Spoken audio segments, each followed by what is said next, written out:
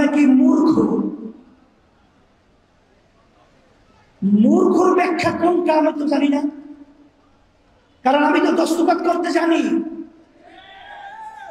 মূর্খরা দস্তখত করতে জানে না, আমি তো করতে পারি। তাহলে মূর্খ আবার পড়ে কিভাবে? আমি তো পড়তে পারি এবং আমি পড়াতেও পারি, তাহলে আমি মূর্খ হলাম কিভাবে? আসলে যারা এই বক্তব্য রেখেছে তারাই হলো জ্ঞান পাপী, তারাই হলো প্রকৃত মূর্খ। বিশ্বাস চলবো না, নাই তোদের বক্তব্যই প্রমাণ করেছ।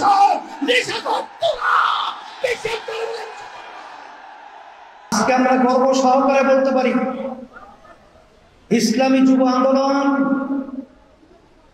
আজকে 9 বছর তাদের প্রতিষ্ঠা থেকে শুরু করে তাদের কার্যক্রম চলছে, কিন্তু আল্লাহর রহমতে আপনাদের দোয়া ইসলামী যুব আন্দোলনের একটা ছেলে দায়িত্বশীল কর্মী সহ তাদের গায়ে কোনো কালির ছাপ আল্লাহর ফজলে লাগাতে পারে নাই।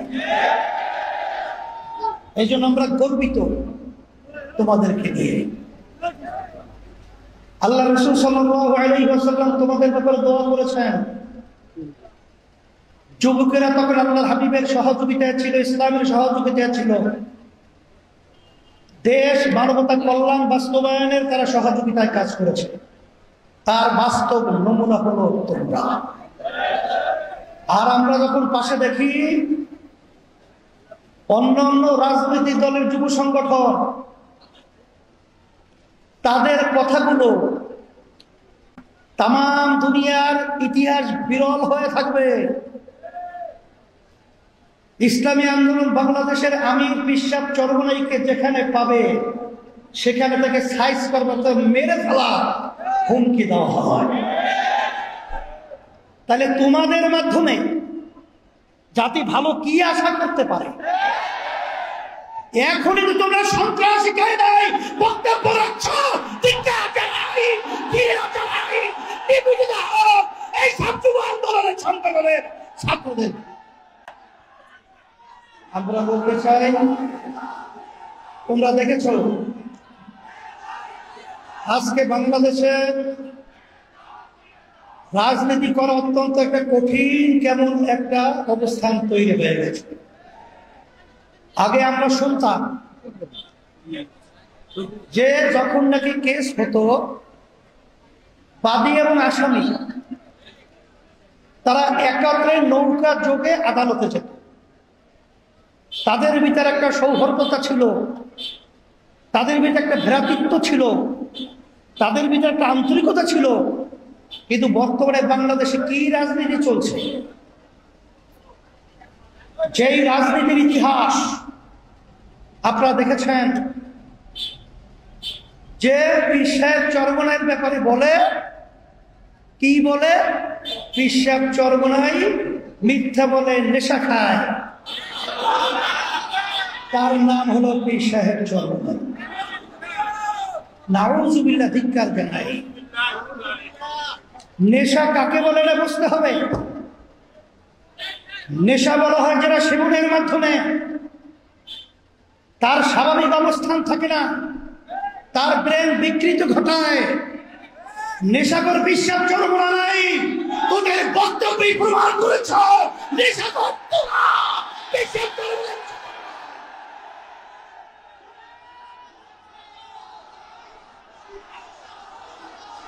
এরপরে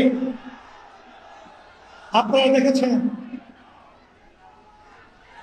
নালে কোন সুস্থ মানুষ তারা কি এই ধরনের বক্তব্য দিতে পারে?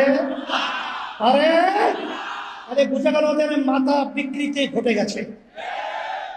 তাইলে প্রমাণিত হয়ে গেল যে তোরাই হলো প্রকৃত নেশাখোর। এরপরে বক্তব্য রাখা হয় আমরা নাকি খয়রাত চাই, খয়রাত খাই। আমরা ছোটবেলায় শুনছিলাম যাদের আর্থিক সচ্ছলতা নাই তারা মানুষের কাছে পয়সা চায়, টাকা চায়। কিন্তু আল্লাহর রহমতে আপনাদের দোয়ায় বিশ্বাস চরমনাই ইসলামী আন্দোলন বাংলাদেশের আমি বর্তমানে দায়িত্ব পালন করছি। শুধু আমি নয়, আমার বাবা, আমার দাদা, আমার দাদার দাদা, তারাও কিন্তু আলহামদুলিল্লাহ অর্থনৈতিকভাবে আল্লাহ অনেক সচ্ছল রেখেছে। আমার আব্বাজান রহমাতুল্লাহি আলাইহি তিনি কিন্তু প্রথম জীবনে যখন হজ করেছিলেন তখন তিনি নিজের ব্যবসার টাকা দিয়া, দাদাজান থাকা অবস্থায় বাপের টাকা নেয় নাই, তার নিজের ব্যবসার টাকা দিয়া তার উপর হজ খরচ হয়েছে। সেই টাকা দিয়ে তিনি হজ করেছেন। আর তোরা বলছো আমরা ভিক্ষা করি, ভিক্ষা নেই। আসলে প্রকৃত ভিক্ষুক তারা আজকে বাংলাদেশে প্রমাণিত হয়ে গেছে। আজকে সর্বক্ষেত্রে তোরা কানামাজি করো, তোরা আজকে ভিক্ষুক হয়ে বাংলার জমিনে ইতিহাস প্রকাশ করেছে। এই হিসাবে আমি বলবো যে আমাদেরকে বলা হয় বিভিন্ন সময় আমরা নাকি মূর্খ। মূর্খর ব্যাখ্যা কোনটা আমি তো জানি না, কারণ আমি তো দস্তখত করতে জানি। মূর্খরা দস্তখত করতে জানে না, আমি তো করতে পারি। তাহলে মূর্খ আবার পড়ে কিভাবে? আমি তো পড়তে পারি এবং আমি পড়াতেও পারি, তাহলে আমি মূর্খ হলাম কিভাবে? আসলে যারা এই বক্তব্য রেখেছে তারাই হলো জ্ঞান পাপী, তারাই হলো প্রকৃত মূর্খ।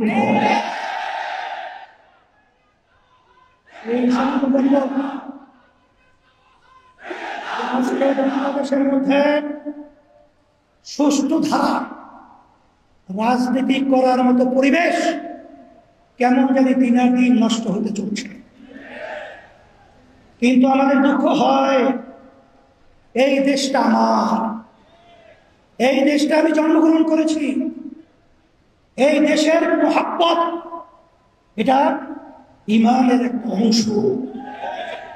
সে লক্ষ্যে আপনারা দেখেছেন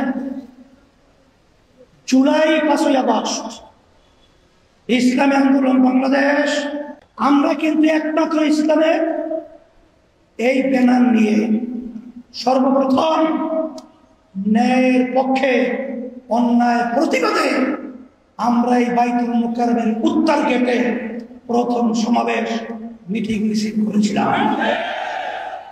আপনারা দেখেছেন 1987 সাল ইসলামী আন্দোলন বাংলাদেশ প্রতিষ্ঠিত হয়েছে। অদ্যাবধি পর্যন্ত আমাদের একটা এমপিও কিন্তু আমাদের দলীয় ব্যানারে সংসদে যায় নাই। এর অর্থ কি? আমরা তো দুর্বল না, কিন্তু আমরা চাঁদাবাজদের সহযোগী হই না, খুনিদের সহযোগিতা হই নাই, দেশের টাকা বিদেশে পাচারকারীদের সহযোগী ক্ষমতায় যাওয়া সেরই আমরা হই না। সেই হিসাবে এখন 5ই আগস্টের পরে সুন্দর একটা দেশ গড়ার মতো পরিবেশ তৈরি হয়েছে। আমি যুবকদেরকে বলবো, তোমরা যদি আজকে ন্যায়ের পক্ষে অন্যায়ের প্রতিবাদে আওয়াজ তুলতে পারো, তাহলে আল্লাহর রহমতে, আল্লাহর খাস মেহেরবানিতে এই দেশ একটা সুন্দর দেশে পরিণত হবে ইনশাআল্লাহ। সাথে সাথে আমি আমার অন্যান্য ভাইদেরকে বলবো, রাজনৈতিক দল যারা রয়েছেন, আসেন আমরা ক্ষমতা প্রেমিক না হয়ে আমরা দেশ প্রেমিক হই।